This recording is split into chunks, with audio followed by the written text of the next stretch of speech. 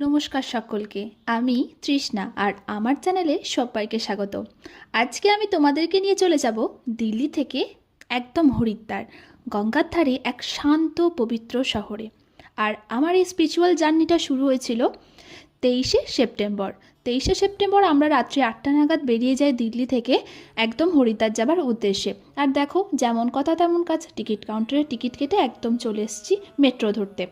একটা মেট্রোতে চাপতে না চাপতেই আবার শুনলাম নাকি আবার একটা মেট্রোতে চাপতে হবে। তাই দেখো এখানে চলেও এসেছে। আমি তো কলকাতাতে মেট্রোতে চেপেছি ফার্স্ট টাইম, আমি দিল্লিতেও মেট্রোতে চাপলাম। এক্সপিরিয়েন্সটা খুবই ভালো। তারপরে ওখান থেকে একদম চলে গিয়েছিলাম আমরা ট্রেন ধরতে। কোনো রকমে এত লাগেজ নিয়ে সবাই মিলে একসাথে আমরা রাত্রি 12টার পর ট্রেন ধরি। আর ট্রেন ধরে দেখো ভোর 4টে নাগাদ আমরা হরিদ্বার পৌঁছে যাই। আর হরিদ্বার পৌঁছে বিশ্বাস করবে না, আমার ঘুমই ছাড়ছিল না। কোনো রকমে ট্রেন থেকে নেমেছি ঘুম ছাড়িয়ে।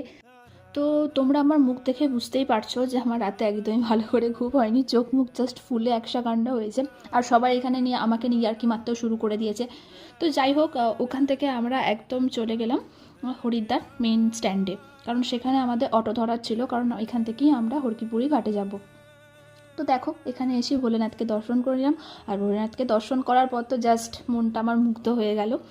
আর এই শহরের মধ্যে একটা আধ্যাত্মিক আবহ আছে, এটা মানতে হবে।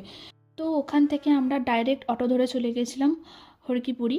আর ওখানে গঙ্গার জল এতটাই পরিষ্কার আর ঠান্ডা, দেখতেই জাস্ট মনটা শান্ত হয়ে যায়। মানুষজন গঙ্গা স্নান করছে, সব মিলিয়ে পরিবেশটা একদম দুর্দান্ত। তো এভাবেই গেল আমাদের দিনটা। নেক্সট আমরা কী করলাম আর কোথায় গেলাম সেটা জানার জন্য অবশ্যই আমার চ্যানেলে নজর রাখতে হবে। আর তার জন্য যারা এখনও আমার চ্যানেলটা সাবস্ক্রাইব করোনি, প্লিজ সাবস্ক্রাইব করো আর পাশে বেল আইকনটা প্রেস করে দাও, কারণ সমস্ত ভিডিও নোটিফিকেশন আগে পাওয়ার জন্য।